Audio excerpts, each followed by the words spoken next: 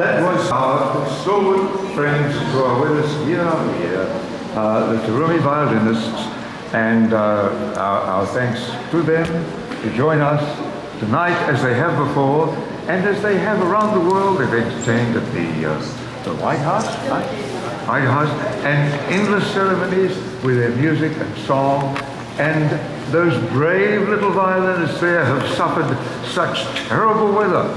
I remember one night, a few years ago, out in the freezing cold, they managed to play violins, and my heart goes out to them both in admiration and sympathy. I hope you'll forgive us someday. Thank you again, and you'll be joining us later tonight. This is the beginning of Earth Day tonight. It's also, I don't know what the mathematics of this are, but probably 1 in several thousand years only do we have 3 single events all occurring within the same 24-hour period. It was explained to me, and one of them is the equinox, of course, which is what we celebrate every year on Earth Day. The other is that at 4 o'clock this morning, for those of you who are up for it, 4 o'clock this morning was a solar equinox.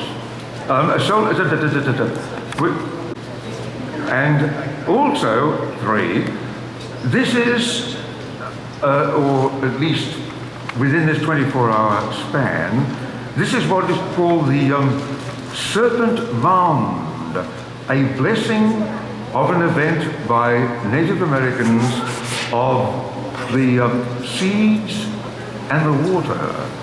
So Serpent Mound is celebrated this day, this 24-hour period, and also we have the equinox and the solar eclipse, all happening at the same time. I don't know what to make of that, except that we're had the good fortune to all be here, to be aware of it and to celebrate it. I'd like to begin with some words from Tom Dowd. He is not here, but he'd like us to read some words. So, from Tom Dowd, the following: Happy Earth Day. When I think about Earth Day in the current global context, I don't think of it as an environmentalist around the world. A little over 100 years ago, a British officer created the Boy Scouts with the motto, "Be prepared." And that simple motto expresses to me the future of the environmental movement as it does the enthusiasm of young scouts, because we have not always been prepared to defend our planet, even at this moment of environmental equipoise. Great phrase. We are not preparing fast enough for the disasters of climate change. Now, we hear about glaciers rolling over as if to die. We hear about polar bears drowning for lack of floating ice. However, we are not prepared for the devastation that will hit our population centers on islands, even here on the island of Manhattan. We need to be prepared for real science. It's not going to be a straight line between the current temperatures and the global ice age. I call on all science teachers with skill to articulate the difference between climate and weather, and to speak and teach and to mobilize for our planet. We need to be prepared too for the skeptics, he says. Throwing a snowball in the US Senate chamber does not negate global warming. If anything, it is a poster child for not allowing the planet's health to be left only to politicians. It shall not be left only to politicians or even to scientists. Let us today agree we will not be made out to be naive fools or white envelopes with fancy commercials. We must have a better phrase than global warming to describe what is happening to our planet. Warming is a comforting thing, but we should not feel comfortable. We need what used to be called in the Old West fighting words. We need to be prepared to be amazed by great global leaders. At the next meetings on the environment, it could happen that a great environmental alliance between China and the United States will be the tipping point toward real action. Finally, we need to be prepared not for a silver bullet, but a silver machine gun of great ideas coming from our best scientists and artists and engineers.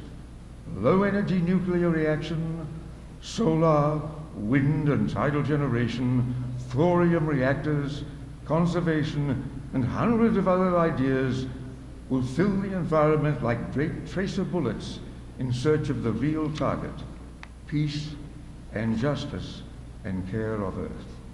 Thomas Dyer, thank you.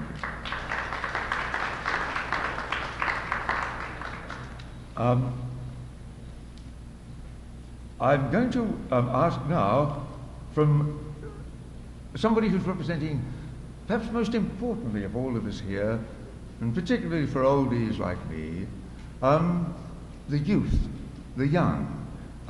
They will inherit whatever we've done, and will no doubt form various opinions about us. And so I think that we should invite them at least to join us here with some thoughts. I'm going to ask our, by the way, my glasses broke, so I'm wearing a pair of glasses lent to me by Mary Garland here, which gives me an excuse to make even more pronunciation errors than I usually do. So, however, I will attempt to pronounce it. Param Maragatham. Param Maragatham, do I say it correctly? Do I say it adequately? Thank you. She is a representative of the Earth Society's youth movement. So on behalf of the entire youth of the world, accept the immense responsibility. Please talk to us. Welcome, everyone. Hope you're enjoying our time here. Gives me great honor to speak on behalf of the Earth Society and the youths of the world, just what we can do to bring each other together and protect the Earth. So, good evening to you all. My name is Maragatham. I represent the Youth Society Foundation Youth Caucus, working to strengthen communications internationally between like-minded youth groups on related issues, such as utilizing the experience of elders to teach global consciousness and protecting all biodiversity from the sixth extinction, to protect and restore the environment, accentuate the primary importance of global climate change, such as resilience and preparedness, promote clean energy systems, non-hazardous to life, non-polluting and renewable, promote environmental laws, the Environmental Protection Agency, The Hague, and the United Nations Police, and convey, ultimately, the necessity for religious tolerance that leads to peace and the dangers of religious intolerance that leads to war. Going to, I guess, a more philosophical perspective, it kind of includes more of the biological thought process behind things. I think on this day of nature's equipoise, I would encourage you all to observe the day and observe that it is by nature's unique design that we are able to gather here and be in peace. We exist because the plants exist, and these insights and realities are lost as we live our daily lives. And it is very vital to remember them once more and celebrate them in our daily lives and recognize their impact on our lives. And once we do this effectively, we would be able to offer nature our true respect. And it's vital to nurture and guide and empower our youth, as the youth, like our former speaker said, will pick up where the aged populations leave things and will do their best to honor those that were there before us. The youth, in a way, represents a new hope and a regeneration of the life that evolves from the reality of our elders that have left us. We are not in competition with anyone. We are in collaboration with each other, and we need each other in order to live.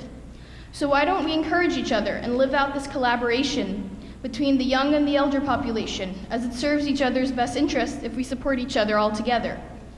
These actions will create an interactive symbiosis that helps each individual to thrive and add value and relevance to each other's lives.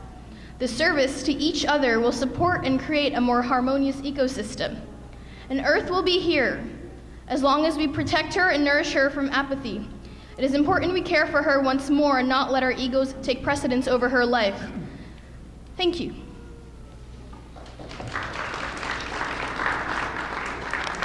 Much of what we did in ignorance. We didn't know better. And it was not just us. I mean, the United Nations, here, this august organization, in the Charter of the United Nations, the word environment does not appear. And the word ecology was hardly known. So we've learnt more, and you must now take it further. Thank you. It is a genuine global planetary event. That is the great thing about this. And so the bells will be ringing not just here, but everywhere. And with more details about that, I'm going to ask Anne Charles to join us. Anne, if you would come and tell us all the places that they're doing this, and also tell us a little about this majestic and radiant tapestry laid out before us. To give you a quick report on bell ringing around the world. Bells are going to ring at Vytautas Motinos Church in Kaunas, Lithuania by Father Kęstutis, and bells will ring in many other places around the globe, including the 3 Catholic churches in Kosovo, St. Antoine's Church in Pristina, the Lady of Good Hope Church in Klina, and St. Paul and Peter's Church in Jacala. In addition, bells are expected to ring in Massachusetts, Connecticut, Florida, Georgia, Ohio, Michigan, Wisconsin, Minnesota, New Mexico, Arizona, California, Oregon, Washington, and other places, including Hawaii. Okay. And we just wanted to give you a little quick update of what's going on in Lithuania. March 20 is the day to celebrate Earth Day all over the world, the astronomical spring, according to the Lithuanian Ministry of Environment. It is the time of spring equinox when the duration of the day and night becomes equal to all places around the globe. In 1971, the United Nations had announced the spring equinox as the world's Earth Day. When Lithuania regained its independence, the initiator of Earth Day, John McConnell, said in a letter to Vytautas Landsbergis, encouraging him to become patrons of the earth and celebrate the spring equinox, which comes on March 2021 in different places of the planet as World Earth Day. In response to this appeal, the then Lithuanian Supreme Council officially legalized Earth Day in Lithuania in 1992.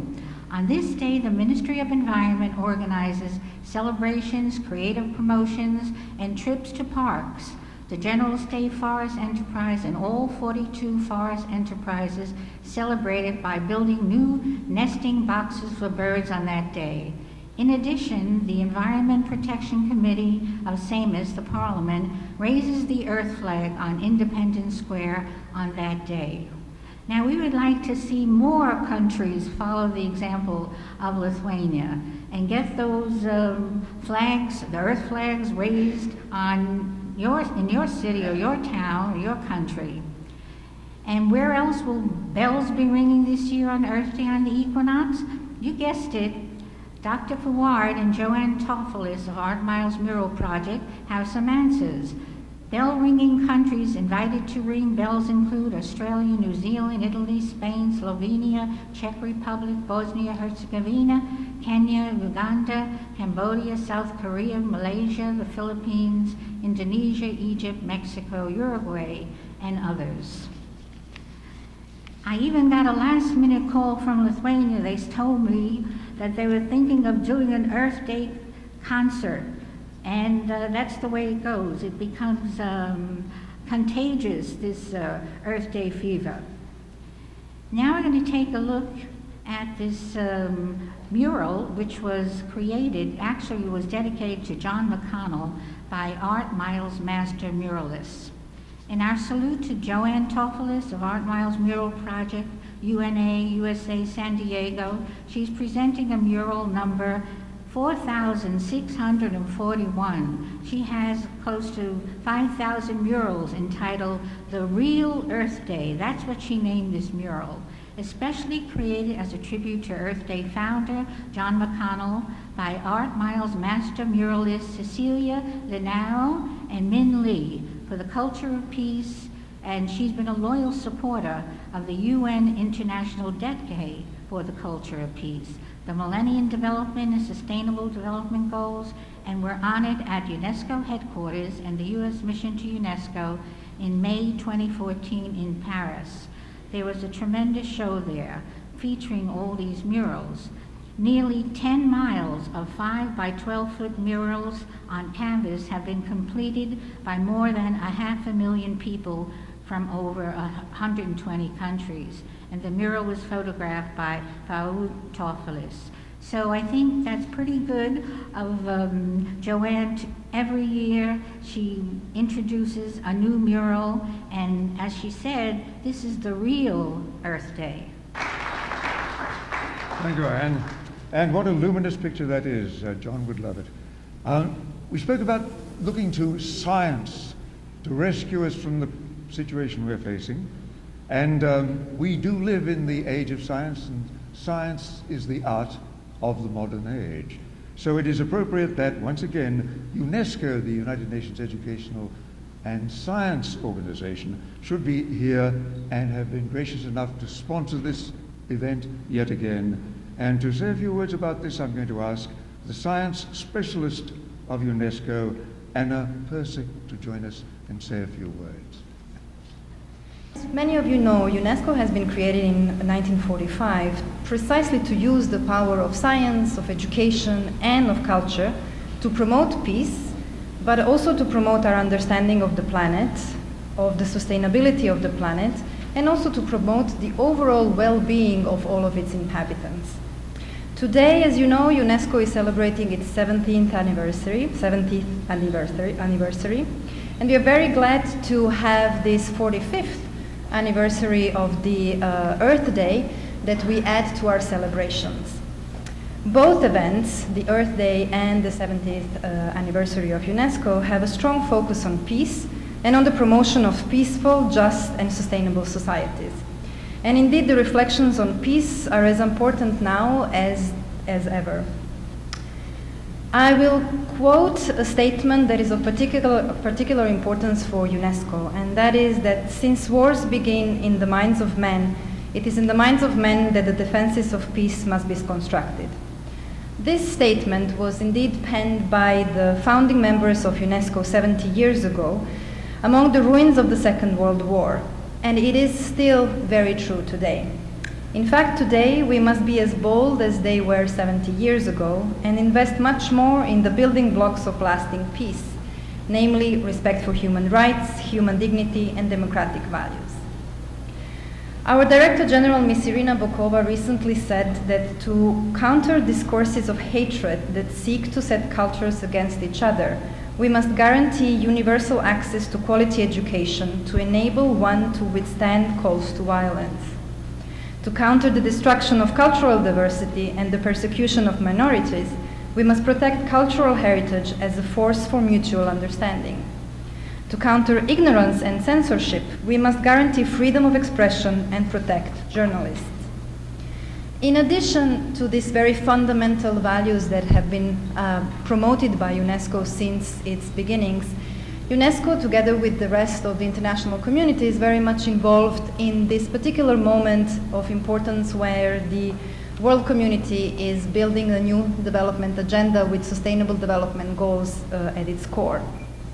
The organization has indeed for the very long time defended development that brings together the economic, the environmental, and also the social side. It is very inspiring to see today that indeed peace and development are getting much more closer than they used to be, and the two agendas are getting very much in synchrony. The issues of peace and sustainable development are very, very strongly connected. In fact, there is no peace without sustainable development, and there is no sustainable future for the future generation and the youth without peace. So in this context, we are very happy to be part of this celebration, which also at the same time looks into celebrating peace and celebrating the environment and sustainable development. So I thank the Earth Society Foundation one more time for keeping this ceremony alive, and we hope that it will continue for the years to come. Thank you very much. Thank you, Anna Persic of UNESCO. Somebody once said UNESCO is the only organization of the United Nations that doesn't produce anything but ideas. And that's probably the most important thing of all, so thank you, UNESCO. The bells, as we say, are ringing all around the world, and we're going to take a look at some of, specifically, we're going to look at Uganda, where, yes, Uganda, they're ringing bells now, and some remarks now from Barbara Wolf of Global Meditations. She is an author and activist, and she's going to give us an update on children celebrating Earth Day in Uganda, and a message too from, I understand, you, the indigenous leaders, as well as some information on 215, the International Year of Light and Light Technologies. Sounds good. Okay, last year as the bell was ringing, here's the little kids in Uganda who were, who were also celebrating. They had in their little beds, little tiny paper bells that would be for, because it was nighttime last year and not for us. And here is just the opening of their little school, and we have pencils there for everybody. Margaret and I took them out, and that's what we did. So I know I don't have any time at all, so I'm really rushing here. Okay, now, here is Golden Light Eagle in the center here. He's the cover of our latest book, and he is the guy who is representing the Native Americans here today. Yes. And with him is going to be Chief Joseph, Margaret, and this other guy. What's his name? Standing up. Sitting Bull. Okay. Here is somebody you can watch on television who is making electricity with little tiny pieces of zinc and so forth. You don't have to have like that. And vitamins, yeah. So there. In this digital time age, does anybody have a time check? 3 minutes? 6:43. So we've.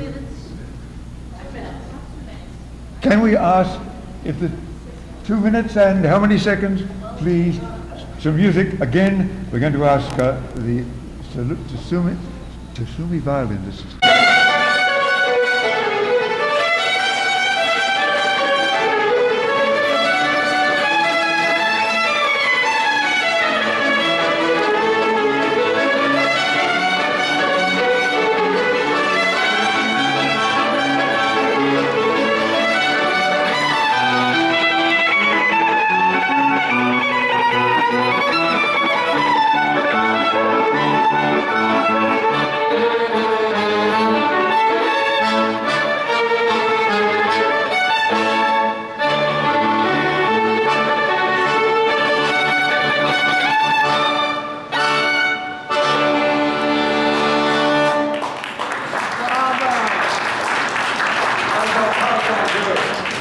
What do we up to? How many seconds, minutes? 1 more minute? 1 minute.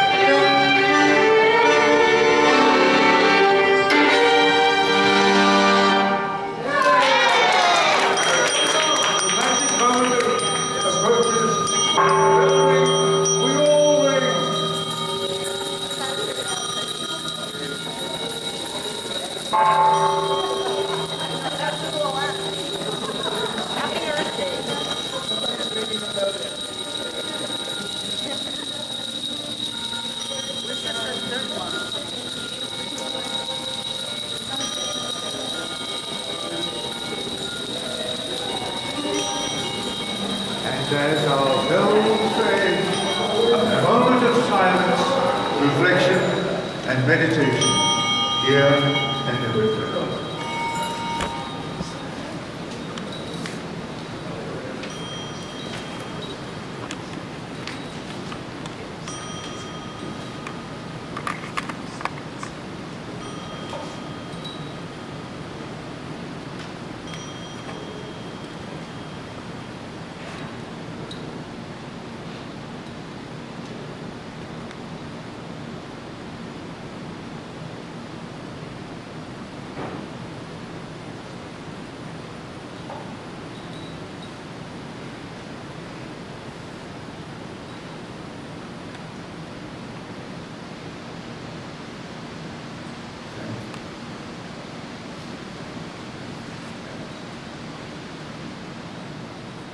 And now, as the sound of the bells around the world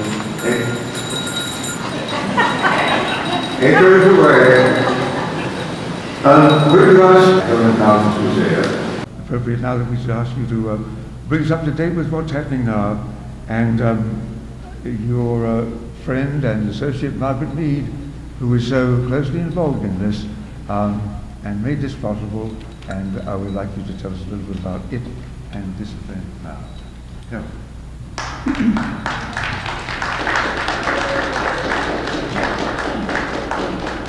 I wanted to play the old trick of coming up here and taking a picture of all of you, because I know that was a way of making people feel involved. But we have a more serious problem in that we've had all sorts of trouble. I think the UN is not able to function the way it wants to. And I had the strangest experience, but first I'm going to tell you, my college sent me here when I was 18 years old.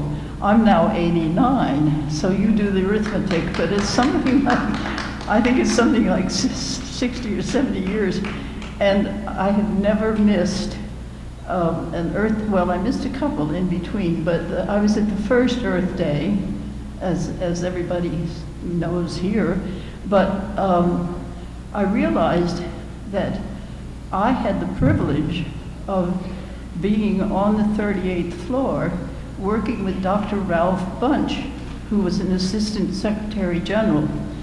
And he told me I could use his office and his files on the Congo because that's the way the UN works. I could do anything I wanted, whether he was in his office or not. And I was there the day that the airplane was shot down with our Swedish Secretary General, Hammarskjöld, one of the finest people ever on this earth. And then I wasn't the exchange student. Their Swedish Prime Minister had been an exchange student, and he's the one that proposed that we have the first conference on the environment. Now, he was also killed, and I'm beginning to wonder what's going on here, because I have with us today, she was supposed to be ringing the bell for Sweden to honor the wonderful role that Sweden has always played.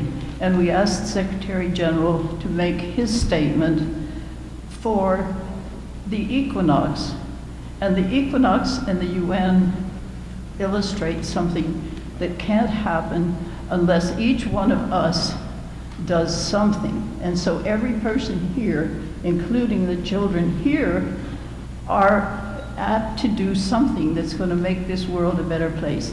I have two very small examples, but first I want to tell you, when we had the big climate march in New York, I sat out front of one of the fanciest apartment buildings on Central Park West, waving my Earth flag. I know Mary and John were waltzing through the Central Park, waving their flag.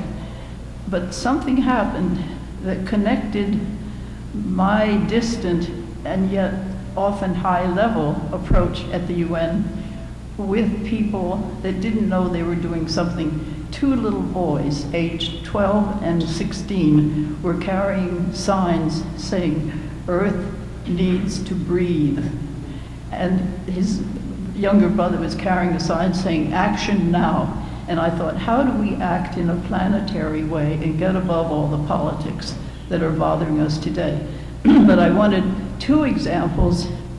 I can't possibly tell where everybody is connected, but I know that we have with us a swimmer who is protecting something planetary, the waters. And I'm sure, are there others that are working specifically, Marcia Brewster, on water? But I wanted Christopher to come up and just say quickly what he's doing. Christopher Swain has swum every major river. And come tell them quickly what you do. Not every river.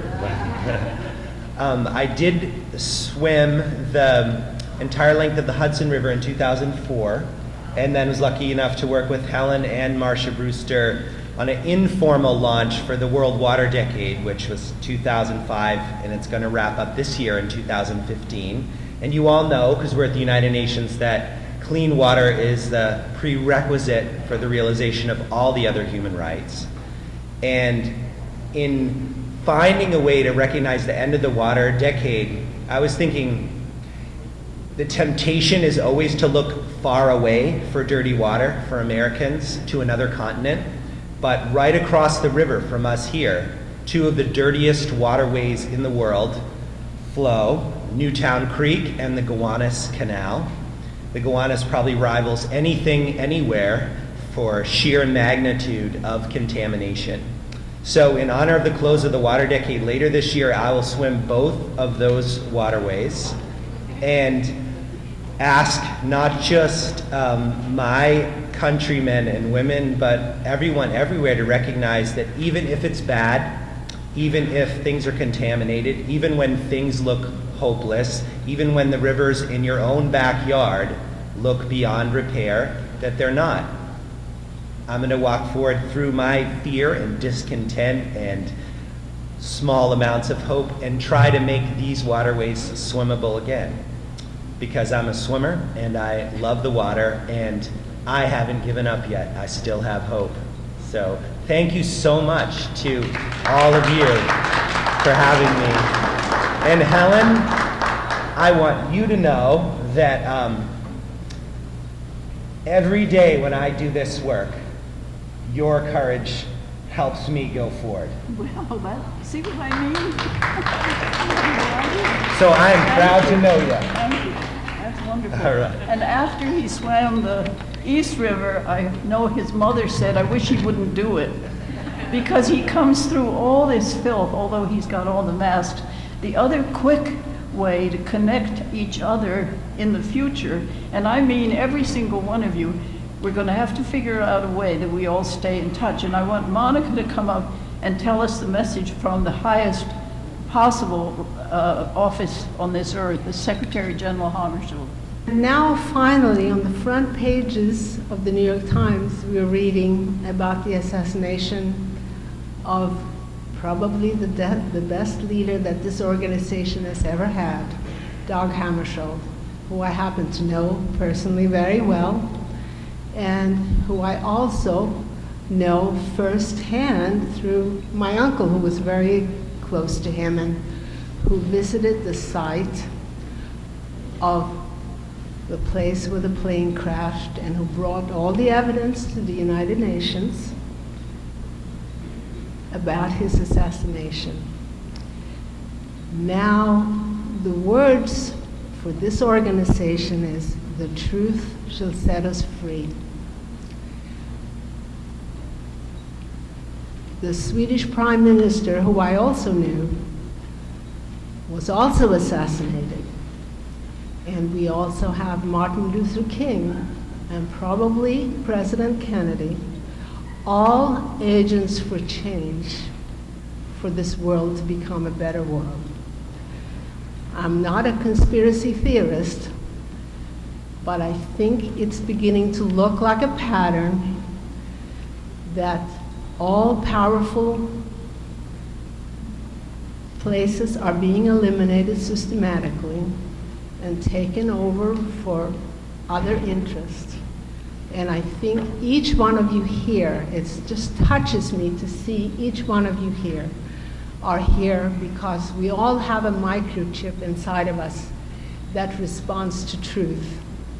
And I think the most important thing that we can leave here with is a call to action, not only in the memory of these assassinated people or people who have died for a cause, but also for the children. It was a lovely message from the youth representative here. For Earth's resources, what better representatives could we have than Marcia and you, who really are acting upon the truth? And I just wanted to say that if we can remember that the truth will set us all free, then this organization will really be effective and have a meaning. Thank you so much.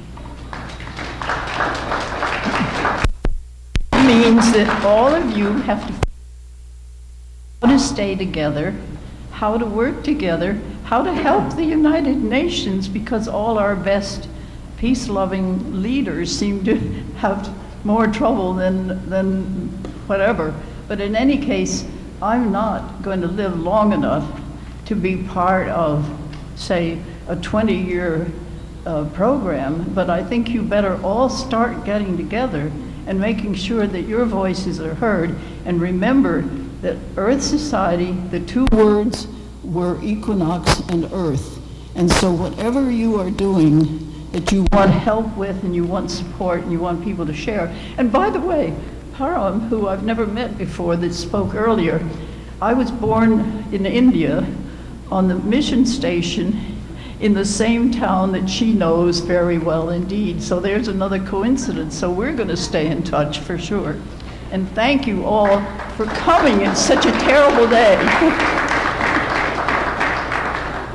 And I just wanted to also say that thanks to this wonderful woman, Mary Garland, John, but basically John McConnell, Margaret Mead, who is the best and bravest representative for this organization? It is Helen Garland that we can all thank for it to still function the way it should function. No, but I've never known people to work harder than the people that are not yet at the microphone, and that is Mary and John, and well, you told all about the bells, but Kevin Sanders was at the first, weren't you?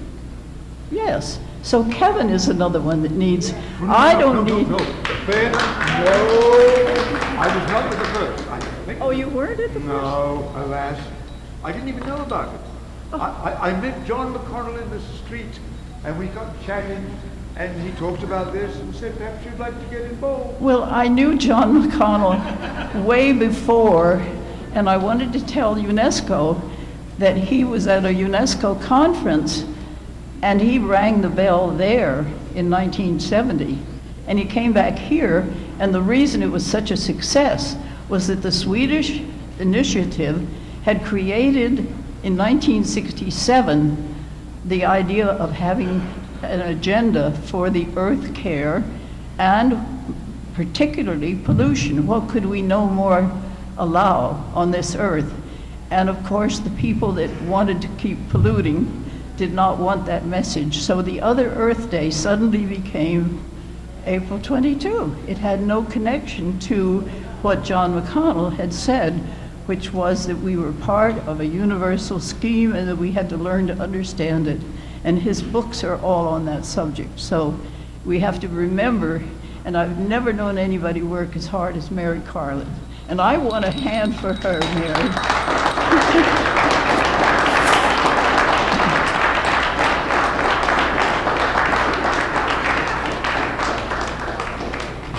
She is the secret creator and arranger and composer of all of the events that flow here, and thank you. I echo the vote. I think we might close with some words from John McConnell from his own work, Earth Day, Vision, Peace, Justice, and Earth Care, My Life and Thoughts at age 96. In that he wrote, each year on Earth Day, March 21st, 20th, and 21st, at the moment of equinox, the United Nations Peace Bell rings. With simultaneous observations in other countries, This signals 2 minutes of silence, a prayer and dedication, and a moment in the mind and the heart for commitments to peaceful actions that will aid the care of Earth and its life and its people. This event calls attention to the anxious concerns of the young and the old and their hope for a better world. The only way to eliminate the fears and anxieties of young people is to mend our ways and work through peaceful cooperation to repair the damage we have done. Many children are saying, please save our planet. And if we choose now to make the care of Earth the first priority, we can overcome their fears with an assurance of a healthy and bountiful planet. To this end, let us begin this Earth Day and every new day with silent devotion of love to Earth and seeking what each of us can do to make our children's hope for the future come true. Our dedication now to this great task is imperative, for tomorrow may be too late. Let us accept the challenge and thereby speed the day when bells all over the world will joyously ring in global peace. John McConnell. You see him here.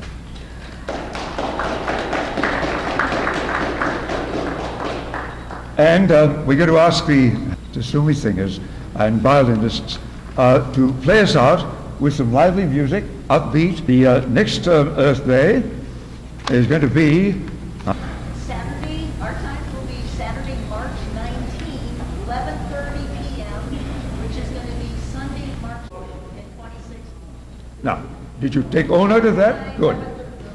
March 19th. That's when we will be here again. But by then we expect to be out there with the real bell as it was before and recreate it yet again as it was once. So with that, I'm going to ask if we can lay some music. And the Tarumi singers, violinists.